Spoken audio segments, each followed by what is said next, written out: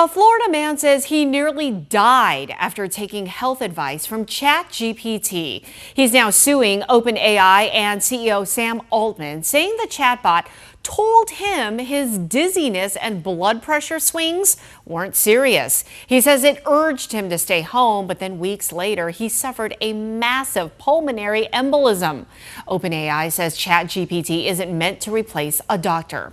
So let's take a legal deep dive into this case. Attorney Josh Colesrud is here. All right. So, on the surface, you think, are you kidding me? Suing ChatGPT? Clearly, it's not a doctor. It's not a human. Why would you ever take medical advice from ChatGPT? Does this lawsuit have merit? It does hold water, and let me tell you why. Yeah. ChatGPT and any AI product is, they're very powerful tools, right? And if you have a powerful tool, you need guardrails. Look at like guns. You have safety on a gun. On prescriptions, you have the child safety on it, right? Right.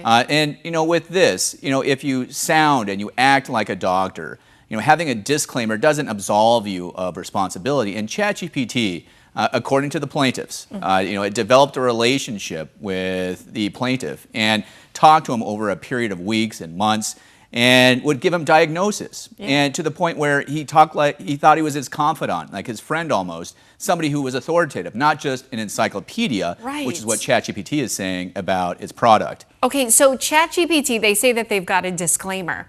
Is that enough? Does that protect them from liability? A disclaimer is certainly evidence, but it is not the end of the story. Think of a disclaimer as like a seatbelt.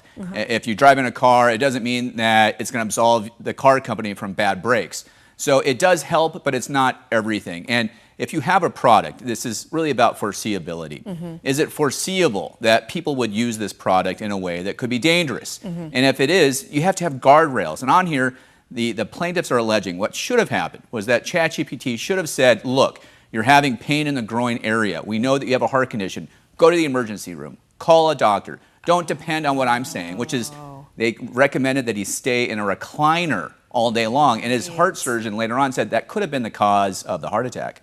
Well, and I don't know. I just think, why not see the doctor? But anyways, does this man stand a chance at possibly winning? He does, for a couple of reasons. Number one, it's a simple story, which I think juries like. And, number two, I think that with this type of lawsuit, usually there's a controversy over what was said, right? But when you have ChatGPT, it's all right there. So you're going to have probably hundreds, if not thousands, of conversations, and it's not going to be disputed what the conversation was. And so the plaintiff is going to be able to say, like, look, anybody talking to ChatGPT and reading this is going to say, look, he's acting like a doctor and I should rely on it. That's what the plaintiff is saying. Now, ChatGPT is saying, look, we're just an encyclopedia, we just give information and we have a disclaimer and that should absolve us of everything. So I think a jury will take a very close look at this case. And obviously, there's probably more to come, right? Oh, in certainly. a situation like this, and where ChatGPT is so popular. They haven't even responded to the lawsuit yet. So this is going to take, months, if not years, to resolve itself. All right. Okay. Josh, thank you so much. Thank you.